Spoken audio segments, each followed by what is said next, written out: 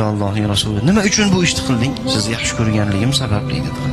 Payg'ambar alayhisalom xurmoni yerkanlar, meni yaxshi ko'rasanmi? Nihoyatda yaxshi ko'raman ya Rasululloh.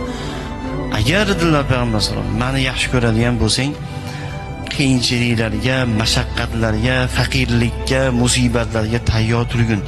Chunki meni yaxshi ko'radigan bandalarga Alloh ko'p sinovlarni beradi. Meni yaxshi ko'rgan bandalarga Alloh shunaqangi faqirona, haqirona, oddiy sodda hayotni beradi. Boshiga musibatlar tushadi.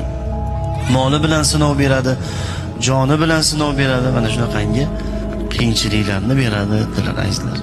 Shuning uchun bir inson masalan musibatlar to'xtamayapti bir insonning boshiga. Qaysi ishni boshlasa yurmayapti. Qorni och qolyapti kerak bo'lsa. Qishda yupun kiyimda qolib, bu faqat Allohning suyganligidan bo'lar ekan azizlar. Va payg'ambar alayhisalomni yaxshi ko'rgan bandalarga kelar ekan bunaqangi azizlar musibatlar.